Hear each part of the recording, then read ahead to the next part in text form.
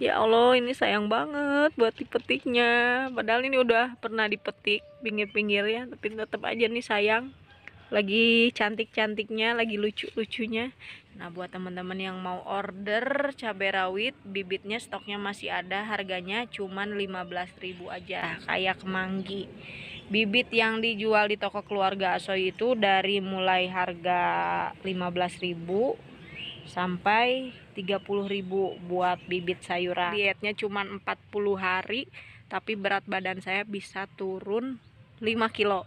Selama 40 hari itu masih makan. Assalamualaikum warahmatullahi wabarakatuh. Kembali lagi dengan keluarga Asoy di Bandung. Halo teman-teman semua, selamat pagi, selamat hari Kamis. Kebetulan hari ini libur, anak-anak nggak pada sekolah, jadi libur panjang. Nah, sebelum saya liburan panjang ke Cipatat, ngelihat kebun yang ada di Cipatat, saya mau liatin dulu nih keadaan kebun, sama ada tanaman-tanaman baru yang baru ditanam. Terus nanti kita panen tipis-tipis buat makan hari ini. Terus udah janji mau liatin sekalian ngasih tahu dosis pemakaian POC sama Eco Enzim juga udah saya bawa ke atas rumah. Nah teman-teman, langsung aja kita lihat dulu si POC sama Eco Enzim buatan saya sendiri. Nah ini penampakan POC sama Eco Enzim. Kalau POC dibuatnya dari macam-macam kulit-kulit buah atau buah-buahan sisa. Ini kebetulan karena saya kerjanya di pasar, jadi banyak teman-teman yang jual buah-buahan, tinggal minta aja. Dulu pas awal-awal bikin kebun ini saya pernah bikin, ada videonya, tinggal dilihat aja di playlist video. Tuh bikinnya seember gede waktu di awal-awal berkebun secara organik. Hampir semua pupuk itu dicoba dibikin, mau POC, mau apa yang dari nasi basi itu si pupuknya, terus air cucian beras, pokoknya semuanya dibikin. Alhasil banyak pupuk-pupuknya yang nggak kepake. Karena apa? Karena kebunnya cuma seuprit gini. Sementara dosis buat pemakaiannya 30 ml per 1 liter air. Nanti habis jelasin si POC ini sama Eco Enzim ini, saya kasih lihat takaran dosis buat pemberian ke tanamannya. Jadi teman-teman, kita lanjut lagi. POC ini dibuat dari sisa-sisa kulit-kulit buah atau buah-buahan yang ada di emang-emang tukang buah. Saya minta, terus saya cuci dulu, saya masukin ke sini. Ini buah-buahannya atau kulit-kulit buahannya segini waktu itu. Sepertiganya, mungkin sepertiga dari si galon yang kecil ini. Terus selain kulit sama buah-buahan sisa di pasar, ada air. Selain air saya kasih tape singkong. Kebetulan karena waktu itu bikinnya Eco Enzim perlu gula merah, saya kasih juga gula merah. Tapi tanpa gula merah pun bisa teman-teman, soalnya kan si kulit-kulit buah sama buah-buahannya udah manis. Nah yang terakhir saya kasih tape singkong. Jadi setiap bikin POC saya nggak pernah pakai EM4.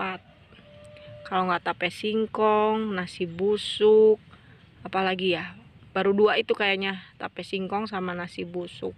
Buat apa ya? Katanya buat starter bakteri katanya, kalau ngeliat di video-video yang bikin POC ini. Nah jadi pokoknya nggak ada EM4. Dari pertama berkebun secara organik nggak pernah pakai EM4, walaupun sebenarnya di toko jualan EM4 tapi belum pernah nyobain karena kayaknya belum butuh teman-teman. Nah teman-teman, lanjut ke sebelahnya. Kalau ini Eco Enzim. Kalau Eco Enzim ini belum pernah nyobain sama sekali. Waktu bulan Februari saya masih ingat bikin Eco Enzim, cuman update-nya di IG. Nah teman-teman yang punya IG bisa di follow @keluarga_asoy. Update di IG, sehari baru bikin Eco Enzim ternyata ada yang ngasih. ada yang ngasih eco enzim. Alhasil punya eco enzim yang udah bisa dipakai, tapi sampai sekarang belum pernah nyobain, walaupun dari temen-temen ada yang ngasih tahu bagus hasilnya, terus tanamannya jadi hijau-hijau, jadi cantik-cantik, tapi saya sendiri belum pernah nyobain teman-teman. Nah, si eco enzim ini nanti saya mau cobain aplikasiin ke tanaman, kita buktikan ya. Walaupun sebenarnya buktinya udah banyak, si eco enzim ini emang beneran bagus buat tanaman. Bukan buat tanaman aja, buat cuci piring, buat ngepel rumah, terus buat skincare, terus apalagi ya, pokoknya banyak manfaatnya. Kalau eco enzim yang ini belum bisa dipakai, baru 2 bulan. Yang bisa dipakai itu ada di toko sama di rumah mertua disimpannya. Kalau yang ini belum siap dipakai. Saya punya 8 galon kalau nggak salah, bikin waktu itu sebanyak-banyaknya, kayaknya 8 galon cukup. Nah, eco enzim ini bedanya sama pupuk organik cair. Kalau pupuk organik cair bisa dipakai 2 minggu, difermentasi 2 minggu udah bisa dipakai ke tanaman. Sedangkan eco enzim itu perlu waktu yang lumayan cukup lama, harus nunggu 3 bulan. Nah, mungkin teman-teman yang udah bikin duluan udah tahu 3 bulan loh teman-teman. Dan ini kebetulan saya pakainya kulit nanas, tuh kelihatan kulit nanasnya. Ini eco enzim yang baru 2 bulan, belum bisa dipakai, katanya harus 3 bulan dulu baru bisa dipakai. Kulit nanasnya itu sepertiga seginilah. Kalau teman-teman mau bikin kulit nanasnya segini, ini galon yang 5 liter air, sisanya air sama gula merah, udah deh gitu aja, ditutup. Dan setiap sehari sekali mungkin ya, selama 2 minggu ini dibuka, si tutupnya dibukanya gini, asal udara keluar supaya nggak meledak. Apalagi pupuk organik cair, wajib banget dibuka tutupnya segini aja, tuh masih keluar gasnya. Nah, itu dia teman-teman, si eco enzim yang khasiatnya luar biasa katanya. Kenapa bilang katanya? Karena belum nyoba. Sama si pupuk organik cair yang beneran ini khasiatnya luar biasa, karena udah pernah nyoba, yakin ini bener-bener luar biasa. Yang nontonin keluarga Asoy pas panen anggur, pas pohon anggurnya buahnya sampai 32 dompol, walaupun ditanam di dalam pot, pakainya ini nih, pupuk organik cair sama humus daun bambu waktu itu. Nah, teman-teman, semoga teman-teman ngerti, semoga teman-teman bisa bikin, tapi bikinnya jangan banyak-banyak, mubazir. Kenapa? Segini aja, kalau si kebunnya cuma segini cukup, bisa dipakai berbulan-bulan segini aja. Nah, kalau misalkan udah 1 bulan, tinggal tambahin lagi buah-buahan yang manis supaya si mikroba yang di dalamnya bisa makan, dikasih makan sama buah-buahan yang manis. Gak usah dipakai gula, kasih buah-buahan aja yang manis. Maksudnya kulit buah. Sayang kalau buah-buahan yang manis, kulit-kulit buah yang sisa-sisa teman-teman makan dimasukin aja. Nah, kalau ini nanti mungkin ya kita buktikan dulu, walaupun buktinya udah nyata banyak dari teman-teman yang udah pakai. Nah, teman-teman, langsung aja kita coba si pupuk organik cair. Saya mau kasih tahu dosisnya ke teman-teman, dosis yang aman. Ini dosisnya ngikutin siapa sih? 30 ml per 1 liter air. Ngikutin Dokter Indra Taringan, terus penyuluhan pertanian lapangan. Nah, kalau saya ngikutin itu dosisnya. Ini kalau dicium, katanya pupuk organik cair itu bau, Bunda. Kita coba endus. Enggak kok, enggak sama sekali bau. Ini seger, kayak tape singkong. Karena kebetulan ini dikasih tape singkong. Tapi kalau nggak dikasih tape singkong aja, tetap aja seger baunya. Nah, ini kita ambil dulu ya, agak sedikit susah. Ntar saya mau ambil dulu. Ini saya punya wadah yang udah diisi air. 1 sendok ini 5 mili. Jadi kalau misalkan teman-teman baru belajar pakai pupuk organik cair, buat 1 liter airnya 3 sendok makan ini. Tapi biasanya kalau udah sering ngasih pupuk organik cair, udah nggak ditakar-takar kayak gini. Nih, 1 sendok aja. Ini airnya sepertiganya, jadi cukup 1 sendok aja. Kayaknya kurang sepertiganya juga. Ini kenapa nggak butuh banyak-banyak? Karena 2 hari yang lalu udah dikasih pupuk si tanamannya. Jadi ini buat contoh aja ya teman-teman.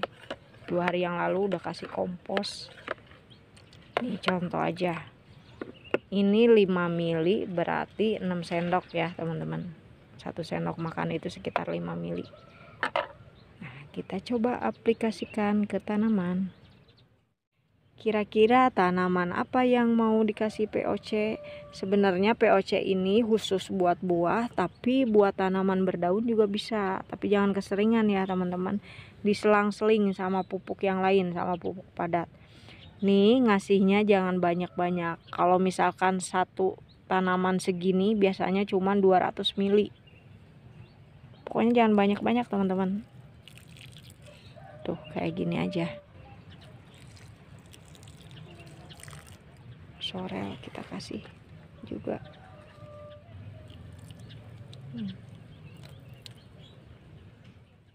Teman-teman, itu tadi cara pemberian POC buat tanaman, jangan banyak-banyak. Jangan sampai kayak dulu saya waktu pertama kali berkebun, ingat banget dulu ngasih POC buat tanaman anggur.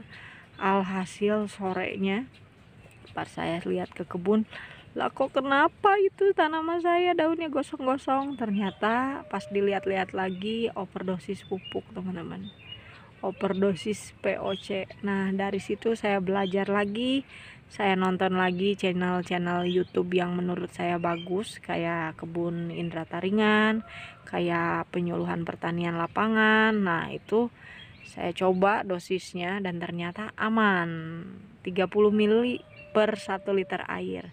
Dan kasih ke tanamannya secukupnya. Kalau tanaman-tanaman kayak tabulampot yang kayak anggur yang di kebun atap rumah saya kasih 1 gelas atau sekitar 200 mili per 1 pohon. Nah kalau tanaman-tanaman kecil ini setengah gelas ya biasanya per 1 tanaman ini, setengah gelas atau 100 mili. Terkadang kalau ngelihat video orang-orang bisa lebih dosisnya dari itu, tapi si tanamannya baik-baik aja. Nah saya juga nggak ngerti teman-teman. Tapi jangan sampai teman-teman menyesal ngikutin video YouTube terus dosisnya percis kayak di video YouTube yang benar-benar belum jelas yang buatnya. Jangan sampai nanti menyesal pas ngikutin caranya, besok kemudian pas ngelihat tanaman-tanaman teman-teman yang dikasihnya pada gosong. Jangan sampai kayak gitu ya, jangan sampai kejadian kayak saya dulu ya. Nah teman-teman, tadi saya udah kasih tahu dosis cara pemberian POC, sama udah liatin eco enzim yang sebentar lagi mungkin saya pakai buat tanaman-tanaman ini, buat ngepel rumah, buat apalagi ya, nyuci baju, buat skincare juga mungkin kayaknya nanti saya coba. Nanti kalau hasilnya benar-benar luar biasa, walaupun emang banyak yang komen benar hasilnya luar biasa, tapi harus dicoba dulu sendiri. Nah saya tadi di awal video udah bilang mau panen tipis-tipis buat makan hari ini. Tapi sebelum panen mau liatin ini nih, tuh si daun bawang, bukan daun bawang, bawang merah, maaf salah ngomong. Bawang merahnya udah pada tumbuh tuh. Waktu ditanam itu hari Sabtu, sekarang hari Kamis, berapa hari tuh? 5 hari ya. Tuh. Udah keluar tunas barunya, daun-daun baru. Tuh. Bukan hampir lagi, semuanya tumbuh. Nggak ada yang nggak tumbuh karena si benihnya ditaruh dulu di lemari es sampai berakar. Si baby buncis kayaknya juga sama tuh. Udah keluar. Kayaknya ini kedalaman mungkin ya. Pas nanamnya, oh iya bener, terlalu dalam, nanti juga pada tumbuh. Yang ini mana ya, tungguin aja deh teman-teman. Oh ini terlalu dalam mungkin pas nanamnya, jadi baru keluar si baby buncis kayaknya. Nah teman-teman, lanjut kita petik tipis-tipis, kita panen tipis-tipis buat bikin apa ya, buat dimakan mentah kayaknya. Oh iya, mau itu juga tuh, mau petik beberapa lembar daun bawang buat nanti masak asin cumi. Jadi sekarang kita panen tipis-tipis aja. Teman-teman disimak atau ikutin saya buat panen online. Nah kira-kira apa dulu yang mau dipetiknya ya? Kangen sama ini nih, si sorel. Udah lama banget gak makan daun sorel. Sorel kamu aku petik ya. Buat teman-teman yang udah beli sorel, udah beli bibit sorel, jangan lupa dipanen, jangan sayang-sayang. Kenapa? Karena nanti semakin sering teman-teman panen daunnya, semakin cepat keluar anakan. Jadi yang punya sorel cepet-cepet dipanen, dan panennya dipetik kayak gini aja.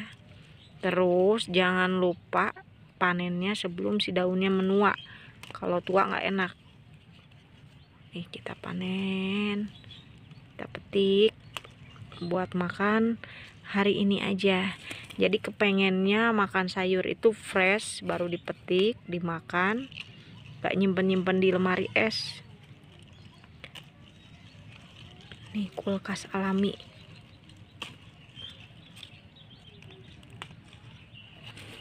Tuh yang ini kayaknya udah keluar anakan. Iya, udah keluar anakan teman-teman.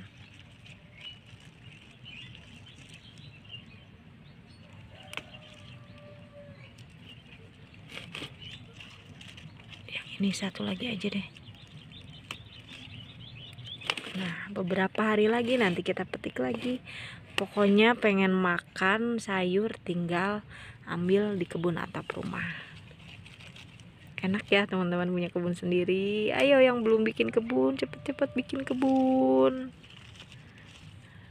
Walaupun si tanamannya gak terlalu banyak, minimal udah tanam sendiri.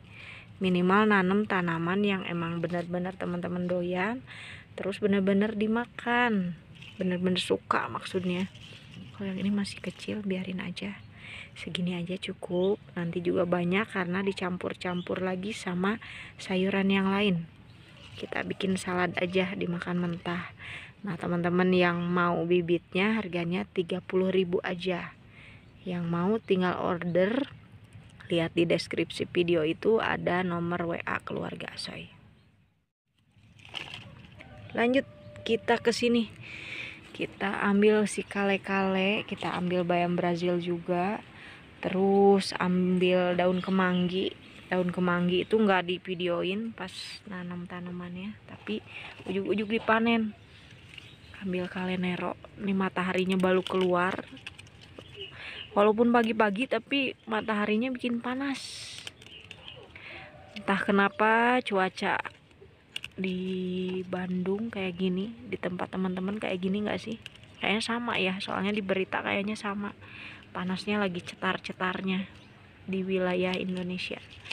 Ini jangan banyak-banyak, sedikit aja buat makan hari ini. Taruh dulu di sini. Ini daripada si daunnya menguning, mending dipanen. Tapi terkadang kalau nanam sayuran sendiri itu sayang banget buat dipetiknya. Lebih asik buat dipandang-pandang, bener nggak sih teman-teman? Bener. Kerli kita petik dikit aja. Tuh si kerlinya udah sehat lagi. Di video episode berapa ya? Aduh saya lupa lagi. 32, 33 apa 34, pokoknya antara itu ya. Pokoknya di kepala 3 si kale kerlinya itu pas bikin lagi kebun atap rumah subur banyak banget, daunnya rimbun banget. Seminggu kemudian karena nggak keurus, si tanamannya banyak yang kuning-kuning, tapi sisa yang 4 polybag itu udah dijual-jualin karena ada dari teman-teman kepengen kale kerli. Biasanya bibit yang dikirim dari keluarga Asoy itu si kale kerlinya yang udah berkayu dikirim keluar pulau. Tuh. Pusing sama si kutu kebul, nggak tahu harus kayak gimana cara ngatasinnya. Ntar kita coba pakai eco engine bisa nggak sih ngilangin si kutu kebul. Kita coba aja ya teman-teman. Kutu kebul. Ini ada daun bayam Brazil, kayaknya kita petik aja deh beberapa buat nambahin. Ini dimakan mentah juga enak. Oh iya, buat temen-temen, kalau bisa jangan digoreng si sayurannya ya. Jangan digoreng di minyak yang panas, apalagi sampai kering, sampai dibikin keripik. Kalau saya dari bulan Januari itu udah nggak masak-masak lagi sayuran yang digoreng. Udah lebih hidup sehat, nggak terlalu banyak menggunain minyak buat goreng-goreng. Nanti mungkin ya di next video saya kasih tahu cara masak makanan yang nggak bikin kalorinya gede. Terus kasih tahu juga buat teman-teman, terutama ibu-ibu yang kepengen berat badannya turun tapi masih tetap bisa makan yang enak, masih bisa makan nasi sehari 3 kali. Insya Allah di video berikutnya nanti saya kasih tahu.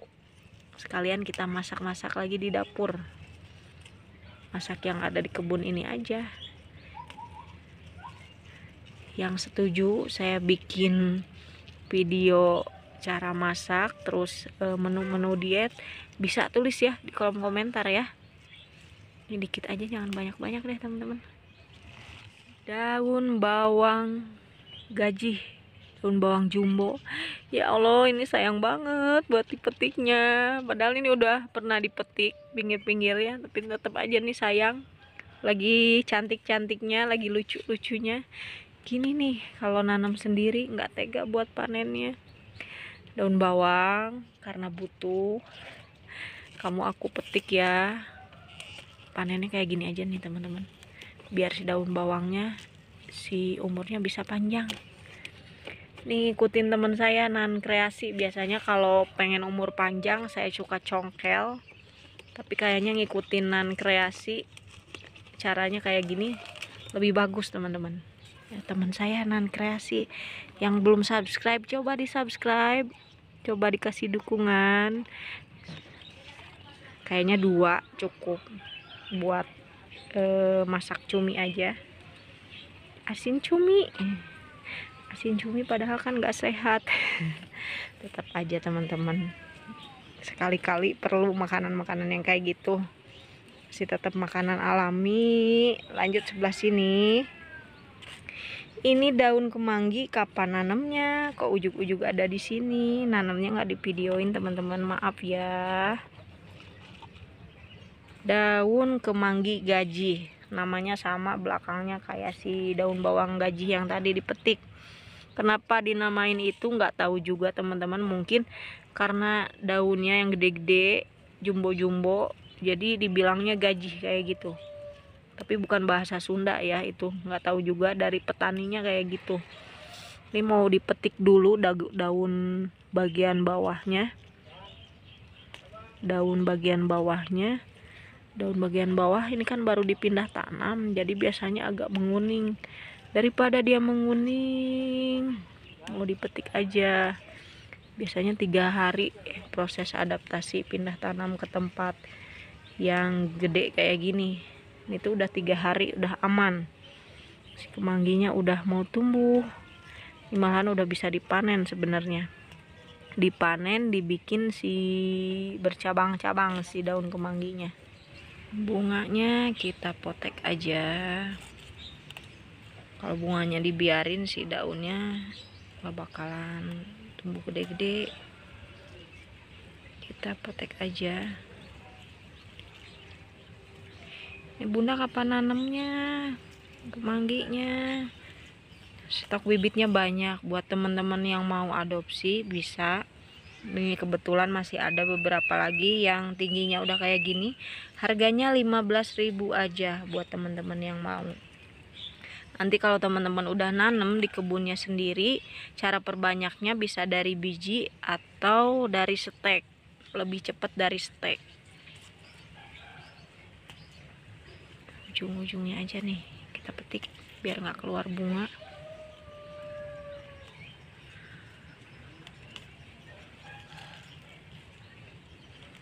Nanam kemanggi ini bisa dipanen berkali-kali. Luar biasanya punya tanaman kemanggi. Yang doyan lalaban wajib punya tanaman kemanggi ini di kebunnya. Dah, kayaknya segini cukup. Nih sayuran yang mau dimakan buat hari ini. Tuh, nggak stok banyak-banyak, secukupnya aja buat dimakan hari ini. Dan selain kemanggi, waktu 3 hari yang lalu itu nanam daun bawang gaji lagi. Ini jadi nambah 2 si daun bawangnya. Terus ini nanam cabai rawit hijau. Nah, buat teman-teman yang mau order cabai rawit, bibitnya stoknya masih ada, harganya cuman 15.000 aja, kayak kemanggi. Bibit yang dijual di toko keluarga Asoy itu dari mulai harga 15.000 sampai 30.000 buat bibit sayuran. Terus benih ecerannya harganya 1000-an, ada yang 1000, ada yang 1500. Nah teman-teman, ini tadi petik-petiknya ada apa aja. Ini nggak banyak, buat makan hari ini aja. Jadi nanti kalau butuh sayur tinggal naik aja ke atap rumah, tinggal dipetik aja. Lebih fresh, lebih apa ya, lebih segar, pokoknya lebih fresh. Nah ini tadi petik daun bawang gaji, ini buat oseng-oseng ini cumi, buat oseng-oseng cumi. Terus kemangi, kale kerli, bayam Brazil sedikit aja, kalenero. Terus di bawah itu ada sorelnya ketumpuk. Kayak ini cukup buat makan sendiri. Ini kalau teman-teman nanya dimasak apa, jawabannya dimakan mentah. Langsung aja dimakan mentah, dicocol sambal. Kalau ini baru dimasak, nggak langsung dimakan mentah. Daun bawang belum pernah nyobain, walaupun ada youtuber yang makan daun bawang, tapi kayaknya enggak deh teman-teman. Kayaknya bau banget kalau makan daun bawang mentah, nggak kuat kayaknya. Nah teman-teman, sekarang mau ngapain lagi? Kayaknya karena durasi videonya udah kepanjangan, nanti teman-teman bete juga nontonnya, di skip. Kayaknya udahan dulu videonya, dan insya Allah buat video berikutnya itu mau ngasih tahu, ngasih lihat, berbagi pengalaman pokoknya ke teman-teman, cara mengolah makanan, cara makan banyak tapi tetap bisa turun berat badan. Pokoknya cara diet alami. Nah cara ini pernah saya posting, bukan posting apa, cerita IG, update di cerita IG waktu awal Januari yang lalu. Dan kira-kira berat badan saya masih sama nggak kayak dulu, dietnya berhasil apa enggak. Kalau mungkin teman-teman yang ngikutin di IG udah pada tahu ya, dietnya berhasil. Dietnya cuma 40 hari tapi berat badan saya bisa turun 5 kilo. Selama 40 hari itu masih makan nasi selama 3 kali sehari. Terus masih bisa makan makanan instan walaupun udah nggak banyak. Dan alhamdulillah hari ini makanan instannya mungkin udah jarang-jarang banget buat dimakan. Nah kira-kira caranya seperti apa, teman-teman tungguin videonya. Dan teman-teman sampai jumpa di video berikutnya. Dah teman-teman semua.